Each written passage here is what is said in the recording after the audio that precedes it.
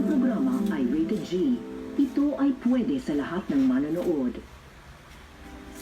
Tumayo ka, kaibigan pang Sawyer, maglakay kung saan mo man naisip.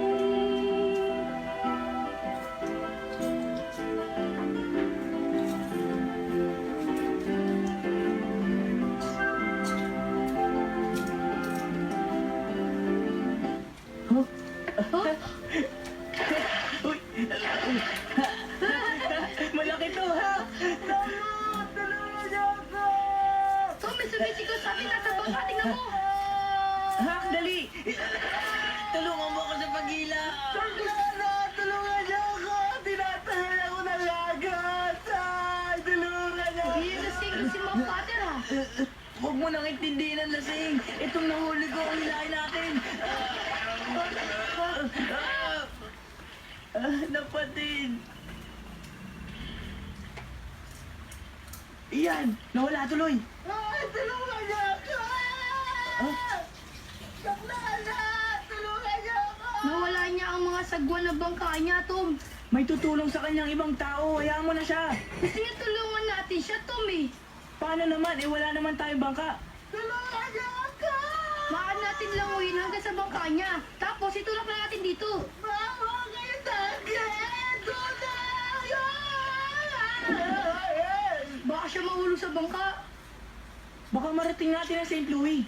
Yan ka na naman. Sobra naman magsalita, eh. Hindi siya marunong lumangoy.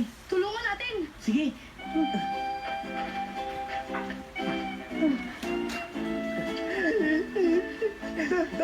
Ay, Tom! Dalihan ninyo!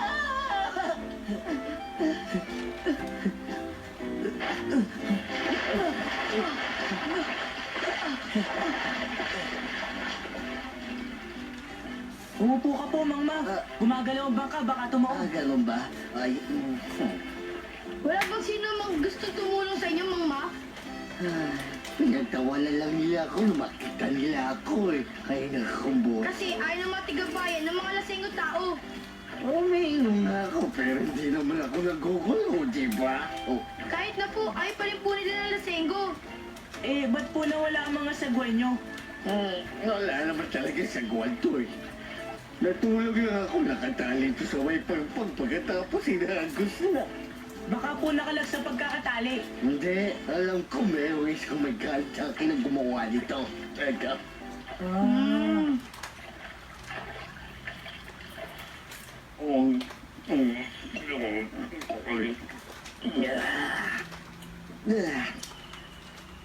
Pasensya lang kayo, wala akong pera pambayad sa pagkakaligtas ninyo.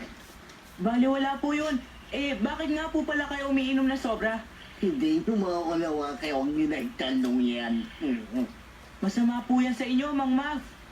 Alam ko naman yun, kaya lang kanya yata talagang bisyo. Hindi mapigilan. Alam ko na. Alam kung paano kayo babayaran. Wag na po, Mang Mav. Alam niyo ba mga bata na dito sa St. Petersburg ay may nakabawang kayamanan? Talaga po? Oo, mga 100 taon na ngayon nakakaraan. May mga pirata sa karagatan na hinabol ang mga sundalo tapos nagpunta sila dito sa Mississippi. Ganon ang nangyari. Galing sila sa New Orleans pero walang nakuha ang kayamanan sa kanila. Alam niyo ba siguro, tinago nila dito sa St. Petersburg yung kayamanan. Saan po nakatago? Ay, alam ko saan tinago eh. Tama, dahil kung alam nyo, matagal yun ang hinukay. Tumpak! Pero may hinala ako sa nila tinago. Saan po? May ako doon daw sa may bandang timog ng Cardiff Hill. Ang labo naman po, ang haba-haba po ng lugar na yun, ah. Wala! Kaya nga wala pa nakakakita eh.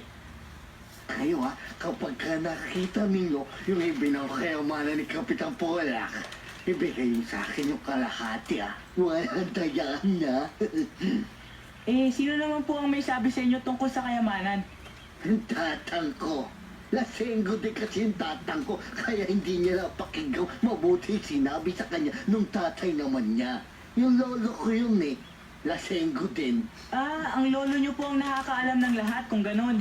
Oo, dahil ang lolo ko kasi yung kasama ni Kapitan Polak sa barko niya. Ha? Pirata po siya? Oo, at ang nag-isang hindi pa nahuhuli. Ang galing nun. Ha? May lolo ka pong isang pirata? Oo, lasenggo din yun eh. Hak, hanapin natin. Totoo bang tumalon ka sa ilog para tulungan si Mac Potter? Aba, opo. Nag-iisa ka? Dalawa po kami. Hindi ko po kayang itulak ng mag-isang bangka. Sino naman ang kasama mo? Si Hak po. Sabi ko na. Eh kasi po, kung pinabayaan po namin siya, baka tinangay na po siya ng agos sa St. Louis. O kaya po, baka po nalunan na po siya.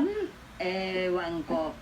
Ah, ano po pala ang itsura ng lolo ni Mang Muff? Ay, hindi ko na matandaan. Eh, yung pong tatang niya. Dati yung nagtatrabaho sa minahan at isa ring manginginom.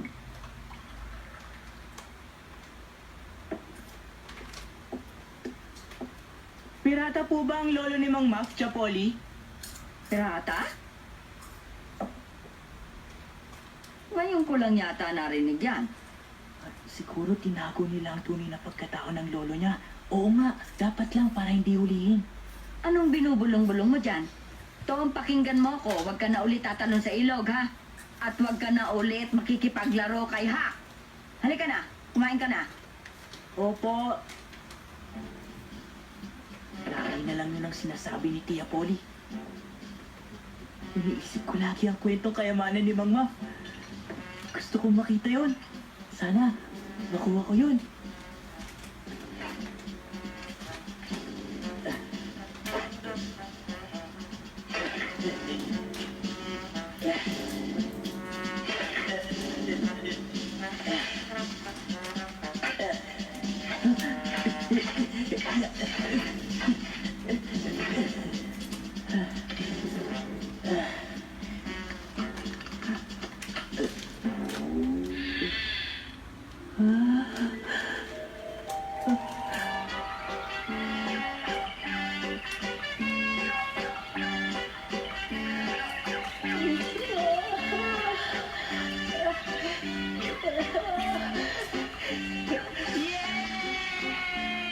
Thomas Sawyer! Sabihin mo nga sa akin, bakit ka nagsisisigaw dyan? Kasi po, Aba, bakang wala sa isip mo ang pag-aaral. Lumapit ka dito, Tomas. Halika't nang mapalo na naman kita. opo.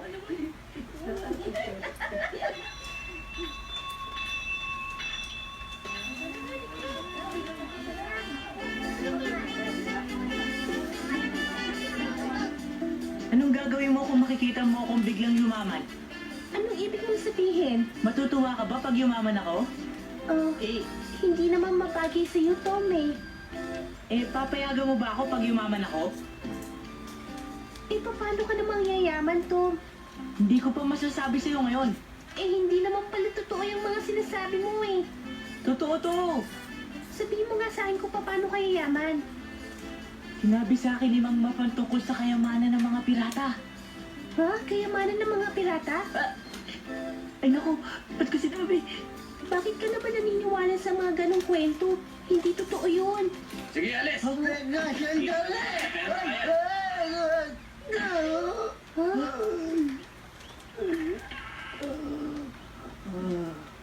Oh, Ang sakit. Mang Maf, Ay, Tom, salamat nga pala sa pagkakaligtas mo sa aking buhay kahapon. ano po bang nangyari? Hindi pa ako palabas, wala pang bayad eh.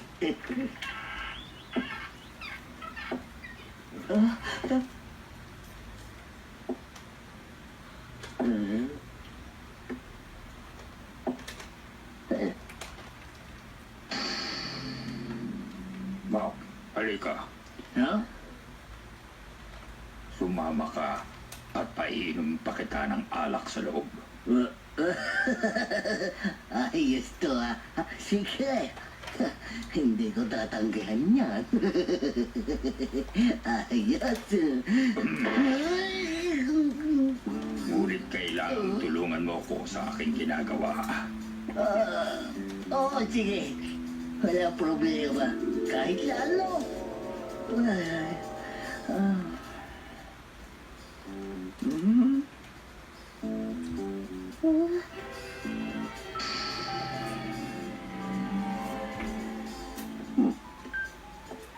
Sige, iinom pa ako eh. Ayos. Timbang lasing kong si Mang Map, Tom. Oo, at yung tumawag sa kanya ay si Indian Joe. Ha? Si Injan Joe?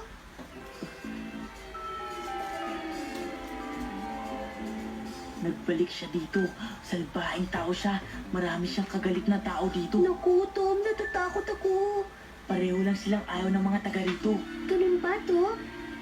Kaya huwag ka nang maniniwala sa sinasabi nilang nakabaong kayamanan.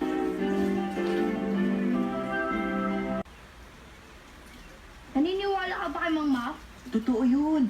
May nakatago nga kayamanan. Ba't ba ayaw mong maniwala? Eh kasi, lasenggo din ang tatay ko at wala kang paniniwala sa mga sinasabi ng mga ganun. Totoong sinasabi ni Mang Mav. Naniniwala ako sa kanya. Ang tigas sa ulo mo. Magkasama tayo. Hahanapin nating dalawa yun. Huwag ayoko. Eh, hindi ko naman kaya mag-isa ng pating timog ng Cardiff, no? Kahit tayong dalawa. Mas mabuti naman yun. Hindi. Sige na naman ha. Kaibigan naman kita, di ba? Ayoko sayangin ang oras ko. Baka may iba pang kayamanan bukod sa mga ibinaon ng mga pirata doon. Ano iba pa? Malay mo, baka may iba pang masasamang taong nagbabaon ng kayamanan doon. Huwag kang maingay. Bakit? May dumarating.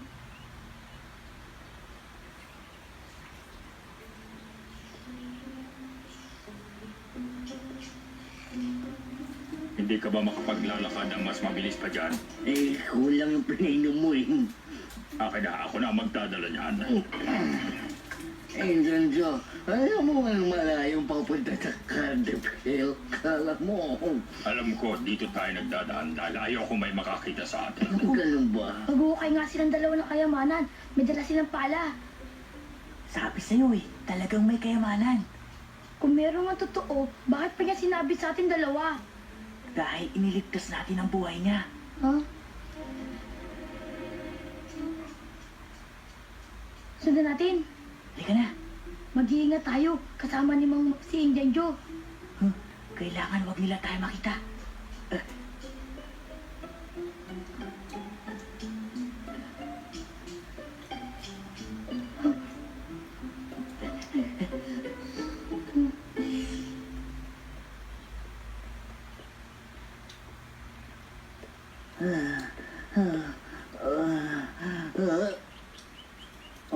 Bakit na yun?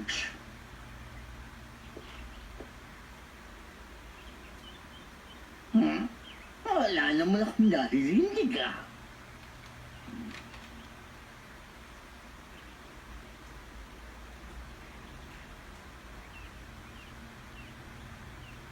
Halika na, Map. Lasing siguro itong mama to.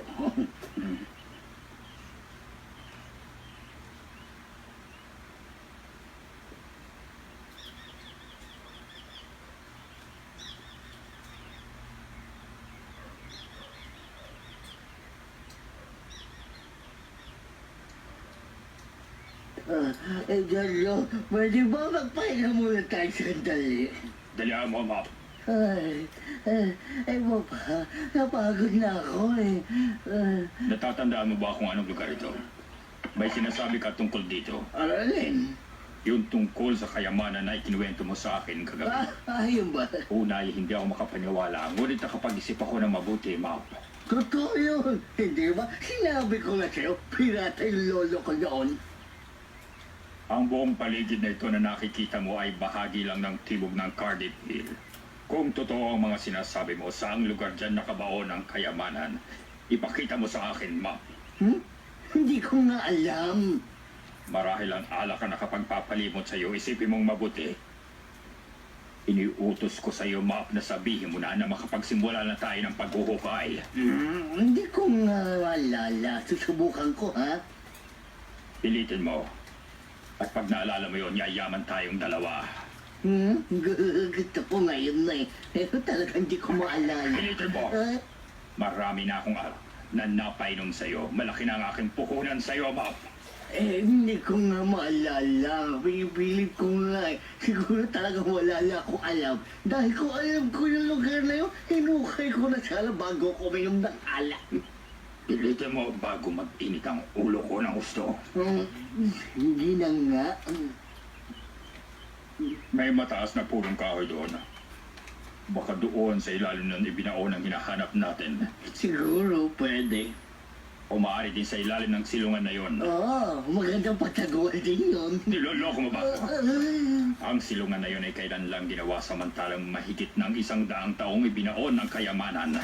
Ang sinabi ko lang sa'yo, hindi ko matandaan eh.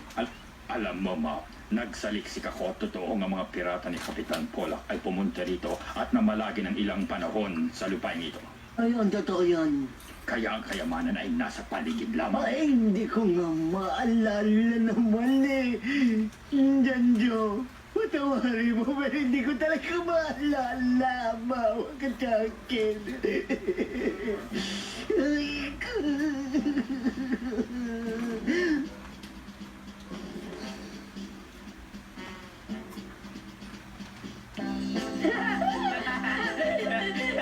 Tayo na pala bahala maghanap kung saan nakatago. Tama, tayo na nga anak.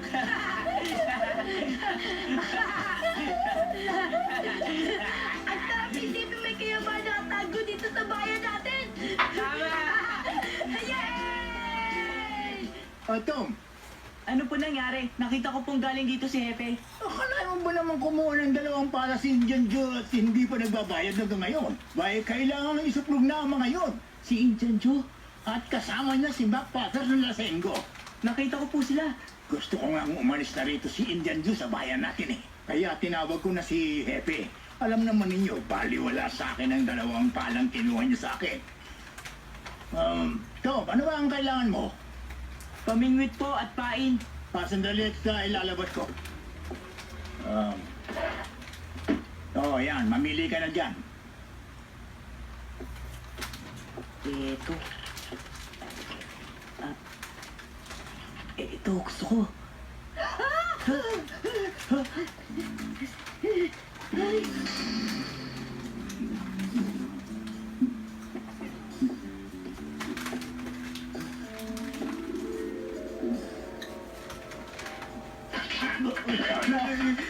Ibinabalik ko na ang mga pala mo. Huwag mong sasabihin kumukuha ko ng bagay na hindi nagbabayad.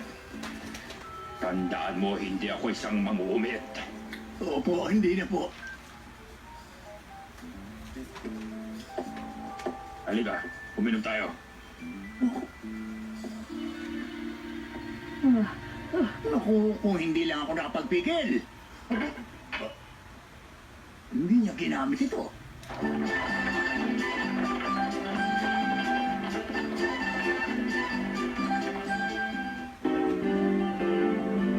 Ang aming bayan. Halos lahat ng mga tao dito ay mababait. Ngunit, meron pa rin ilang salbahe at lasengo. May mga alipin pa rin dito. Di ko pa rin alam kung ba't inaalipin ng mga tao.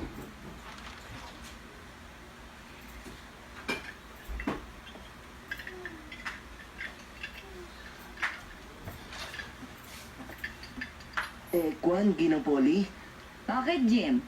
nawawala po yung palan natin. Ang pala? Sigurado po ako kinuha ni Tom. Pasensya ka na, Jim. Hiniram ko lang naman eh. Ganun ba? Ayos lang. Nalimutan ko iuwi. Ibabalik ko bukas. Sige. Tom, saan mo ginamit ang pala? Kasi po, Anong kasi? may hukayan po sana ako. Gumawa ka ng bitag? Ganon nga ba, Tom? Hindi po. Ano? Isang bagay lang po. Hindi tama sa akin ang paliwanag na yan. Nasaan na?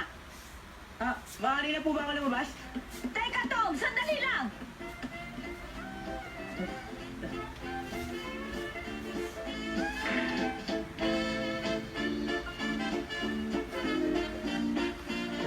mahigpit ang pamilya ko. Minsan tuloy, naiisip kong mas maswerte si Hakfin kaysa sa akin dahil sa siya ay malaya. Walang nagbabantay sa kanya.